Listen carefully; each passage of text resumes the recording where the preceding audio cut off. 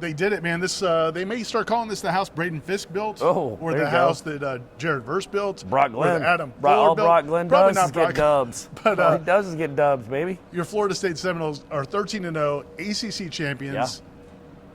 We'll see about the college football playoff by the time you watch this, maybe around noon on Sunday. We believe they will be in. We're going to talk about that.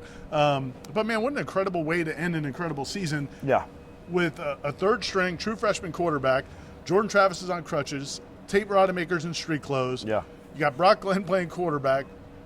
And the defense just completely dominated Louisville in a 16-6 victory. That's what's so cool about this team. That's what's so cool about this game, because I get it. It was being an Iowa fan for 3 hours. That's what it felt like, I'm sure, for you guys. They live it every Saturday. You just had to live it the last two, really. But, the offense has been so good all year, very good all year, and then obviously it's not what it was, especially with your third-string quarterback. You just couldn't, there was no passing. The forward pass was nothing.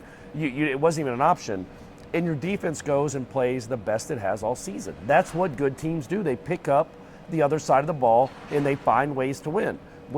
Sometimes maybe earlier in the year, if the defense had a bad game or a bad half or a bad quarter, the offense would pick up the pace. It's really cool to see that this team knows how to win like that. Yeah, and again, I think as you watch that game, and it was ugly offensively. It was 3-0 at halftime. Yeah. Set an ACC record, guys. ACC Championship game record, lowest scoring points, in a half. But I think it lulled you into thinking, okay, these are two terrible offenses. Well, they're not two terrible offenses. Louisville is a good offense. Louisville 2 or 3 weeks ago scored 38 points at Miami. Scored 31 against Kentucky last week. Yeah, I mean they're I think they had scored over 30 in 6 straight games. Right, and they're I think in the top 25, 30 nationally in total offense, scoring offense. That is a good offense with a 6-year senior quarterback. Yeah, and you just completely dominated them. You manhandled them. You dominated them at the line of scrimmage. They hit one play, the 41-yard run. That set up their last field goal. And then you even gave them the ball at your own 11. Yes. At your own 11, and one of the hugest plays in the game, the biggest play of the game, I guess, probably is the pick. But right before that, the Louisville tight end is coming down with the ball in the end zone, and Bethune is ripping it out as his back hits the ground.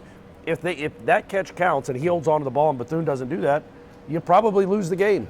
But he did do it, because that's what this team does. That was the point that Norvell made after the game over and over again, is they find a way to win. And it's not a cliche, it's the truth. That's what good teams do. That's why it matters in sports to win games. Because otherwise, what are you doing? Why do you care? Why are you watching it? Why are you lifting all them weights? So, man, I just could. It was a really fun way for this season to end, in my opinion, with the crowd here. It was a pro-Florida State crowd for sure. Regular season to end. Yeah, right. With the defense doing well, playing as well as a Florida State defense has in a big moment in a long time. Yeah. Everett Brown, former Carolina Panther, was here tonight on the sideline. Talked to him. Dignitary. And I was thinking about just, great Florida State defensive performances. And, man, this is an all-timer. I mean, that's not an all-time great Louisville offense, but in this setting, it's a competent offense. Yes. It's a good offense with a good play caller. Yes, you know what I mean? Like Adam Fuller said that Jeff Brom threw everything he could at them, and some of it got them. But, man, they just played so well. And Tatum Bethune, I wanted to talk about him since you just mentioned him. Tatum Bethune, early in this game, I think it was in the second series, he said he got a knee injury. Yeah. And he went in the injury tent, and he came out, and he thought he was done.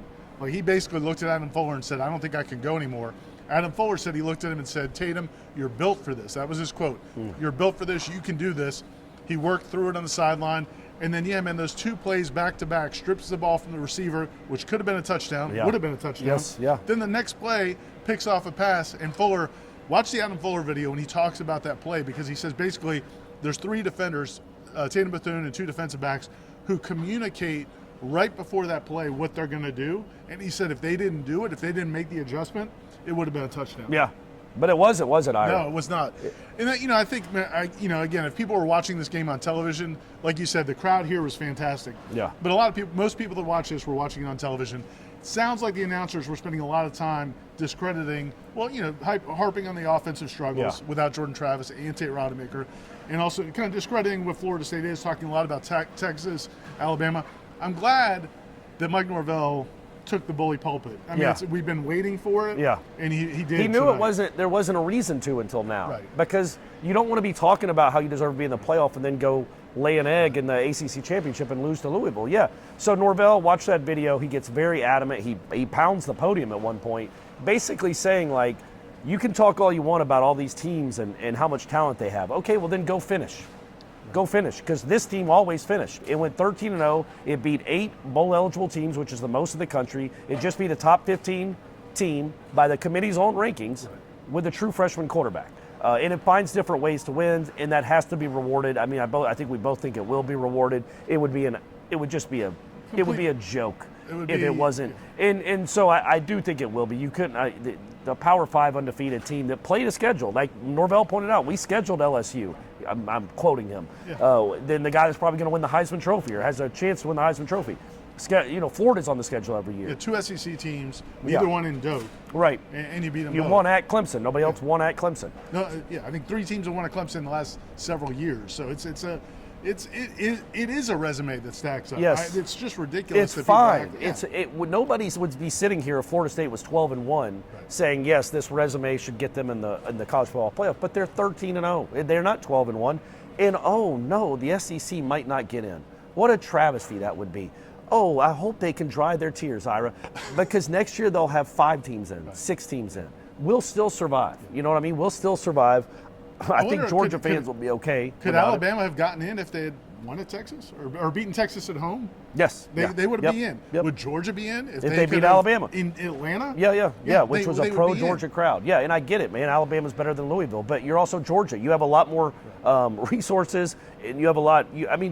It's preposterous. But the reality is, and the other thing about Georgia is, I had too much drinking last night, gang. It just caught up with me. I'm trying to power through, but it just caught up with me. You're built for this. I am built for this. The thing about Alabama is, again, yeah, okay, you beat Georgia, that's cool, but you did lose to Texas at home. That was this season. You also needed a miracle to beat Auburn 2 weeks ago. And you were down, you almost lost to USF. Yeah, and you could say, okay, that was in September. It was, and Milroe didn't even play. Got it. But does Florida State get the same benefit when they're on their third-string quarterback and they just beat a much better team than South Florida? So, yeah, I honestly, I think I don't know how they could be Alabama and not Texas. I would think Texas would be the 4th. But the 3 undefeated teams need to be in, and I think they will be. I think this is just all talk. Well, and I thought Norvell had a great quote about that. He said, I get that there's a lot of conversation for entertainment purposes, but there really is not a conversation. Yeah, he goes, I don't think there's a conversation. Yeah. I don't think there's a conversation to be had. He's right. He's adamant. They won every game, and you have to reward the teams in these conferences that win every game. And he's like, we're Florida State. We scheduled real teams. They had a tough non-conference schedule. They had to win out Florida with a backup quarterback, then had to win their ACC Championship game with a third-string quarterback.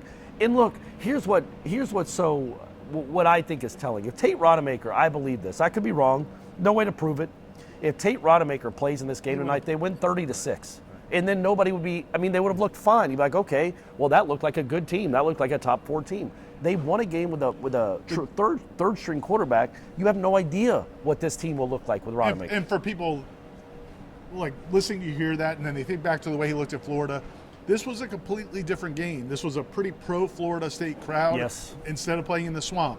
They had good field position. Yeah, your defense. You got the ball 5 times in the first quarter. Yeah, and you got the ball midfield a couple times. Tate Rodemaker would have been fine in this situation. You would have been able to at least complete a pass. Right. It would have been an option to take shots downfield. It just clearly that was not a great offensive performance. It was tough. They were hamstrung.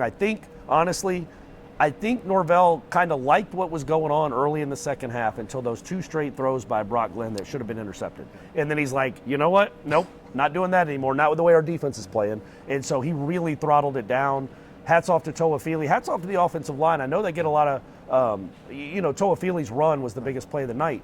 But I thought they ran the ball pretty well overall in the second half, even though Louisville knew it was coming. During the celebration, I talked to Alex Atkins a little bit on the field, and he said they made an adjustment, and they really did do a lot. But he was I wish they had done that back in September. Come on, Alex. Second half. But I do want to take a second to talk about that, the celebration. And if you go to our YouTube channel, Aslan and Matt, everybody, there's a bunch of videos out there and also on our social media. But that was a cool ceremony. The celebration was awesome. And again, I just keep, when you look at an Adam Fuller or you look at Alex Sack, any of these guys, and think about where this program was 3 or 4 years ago. Yeah. It's awesome, man. It's just cool that they're being rewarded because you don't have your quarterback, you don't have your backup quarterback. If the season ends with a loss in this game, when you were the best team in the conference, you had the coach of the year, Mike Norvell, you had the player of the year in Jordan Travis, you had 25 guys on the different All-ACC teams, 8 on the first team.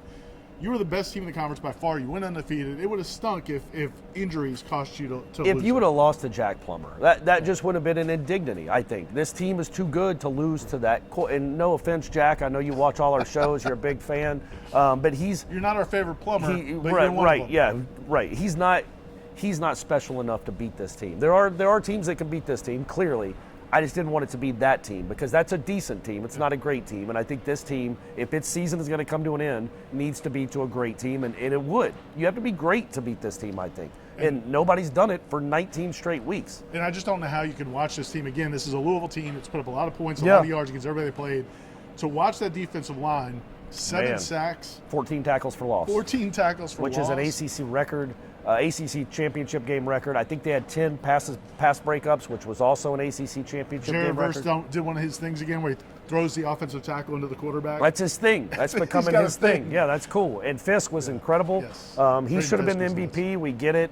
I don't know who. Did you vote? No, they didn't ask. Who didn't vote? The one person I talked to who voted said he voted for Fisk, but they gave it to Lawrence Toafili. Toafili's great. I mean, it was huge. That touchdown was enormous. The defense won the game. It probably should have been the entire defense. Well, right, or our Verse and Fisk. And Fabian Lovett, I thought, had his best game of the season. And also something that we'll talk about in the next 2 or 3 weeks for sure. Daryl Jackson's back in the game. Daryl Jackson is on this team now and will be available to play wherever they're playing come around the new year. And, I think when we look towards tomorrow, Ira, well, I wanted to say this first off. You're talking about how cool it is for Adam Fuller, how cool it is for Norvell and Atkins and all these guys. The fans that sat through what we all sat through 2-3 years ago, and to hear them just cheering like they cheered with the ACC Championship trophy. The love from the fans for those players and the coaches was really cool. It's cool, man. It's cool to be able to again, hearing the Chiefs in the swamp, taking over half the stadium with Wake Forest. 4 straight sellouts to close the season. I think maybe North Alabama was a sellout, but selling out Duke. Like this fan base has been incredible this year because it was so starved, and it was in this team delivered another great product. And it had been a while since Florida State had a great football team. You can't argue now. This is a great football team. It's one of the best in the country. The record proves it. And I would say this, if they get in the playoff, which we think they will, we'll see. ESPN seems hell-bent on getting the SEC teams in. We'll see what happens. But if they get in, you're going to get a few weeks now to get healthy. Yeah. You're going to have guys that are healthier. You get Daryl Jackson back. Tate Rodemaker would have Jordan Travis starts his rehab. He's probably not playing. Okay. Tate Rodemaker would have a few weeks to work with the first-team offense. I mean, this team, we've seen them in a really difficult situation the last 2 weeks. They may look very different if they get to the playoffs. Well, and you look at it now, like if Georgia's out, which Georgia should be out for sure. Like Florida State's in. The way I would rank it, honestly, is Michigan 1, Washington 2, Florida State 3, Texas 4. Well, that means Washington and Florida State are probably in New Orleans. Yeah. And I don't think you're scared of that Washington team. Now, they're good, and they just beat a good Oregon team again. They're certainly capable of beating you, but they don't really frighten you. And quite frankly, neither would Michigan or Texas. That's what I was going to say. And some people, I think, Washington may jump up because they do have a lot of quality wins. Yeah. We'll see what happens. But then it would be Michigan, Florida State. But Michigan, too. Yeah, that right. would be 2 phenomenal defenses. Yes, yep. And again, like Michigan, the stat that got put out tonight, is very valid. You could talk about this offense and what it looked like tonight with a third-string quarterback. Michigan had their first-string quarterback. Yeah, they're Heisman He's a college football name known around the country. And they had less yards against Iowa, who's ranked lower than Louisville, than Florida State had against Louisville. I mean, I feel like we're in the Twilight Zone. I feel like there's some bizarro Bank America world. Stadium. This is the house that you said, the house that Kelvin Benjamin built. A lot of great, and Everett Brown, a lot of Jamie Robinson plays here now. Yeah. Another guy, like those are the guys you feel good for, man. All those, Jermaine Johnson, like he's not a part of this team, but he's a part of this program. His imprint is still on this program, and it's a cool night, man. I hate that it's kind of sullied a little bit by this stupid conversation. Yeah. But I don't care, man. 13-0 is 13-0, and this has been a great football season and a really fun team to cover. Do you agree? I agree. Good, man. thought Good. about My it. I had to throat think is. it I through. apologize for the way I sound, gang. We had a rough night with the Charlotte Seminole Club guys. If they invite you to a party anytime and you're, Holy moly. I'm not saying think twice. I'm not saying don't go, but just, you know. And it wasn't Be whiskey. prepared. I didn't drink whiskey I heard off the you drink. table. It What was I was vodka. told. Vodka. What I was told is you knocked over a shot of whiskey on Yeah. the table, grabbed a straw, and started drinking it off the But table. it was vodka. I don't drink whiskey. I don't drink whiskey. My point is, I'm responsible. a straw on a table. Doesn't matter. I'm still here. I mean, yeah, my throat sounds like this, but I'm sure it has nothing to do with that. Charlotte, we had a great time. Florida State wins the ACC Championship, 13-0. They won 19. Get it right, dude. 19 straight in a row. games. So they have the second longest in the streak now in the country because Washington's 20 and Georgia's 0 because they just They gotta lost. start over. Sorry, Start dogs. over, Kirby. Yeah, see if you can muster another winning streak. For Aslan and Matt, this is Ira and Corey. We're signing off from Bank of America Stadium, Very where Florida late. State is ACC champions. ACC champions, first time in 9 years. Oh, and sponsor this let's podcast. go. Oh my gosh! Can you believe it? Can you believe it? We went to go, Ira. People Go. are going to You watch owe to them. the end. People are going to watch to the end. Vitamin Energy, guys. Get your Vitamin Energy. Go to vitaminenergy.com. The promo code is Warchant BOGO. If you're a first-time buyer, you'll get a BOGO, as many as you want. Get 30 of them. Buy one, get one. At least get 13 for the 13-0 or 19. 19. You should probably get 19. But you'll get buy one an equal amount. And also, what do they do for you, Corey? Tell us a little bit about Vitamin Energy. I mean, they make you feel great. They make you feel great, and they make you feel alive. Will they fix your voice? No, but they make you feel alive. Get some in you. For real, we're signing off.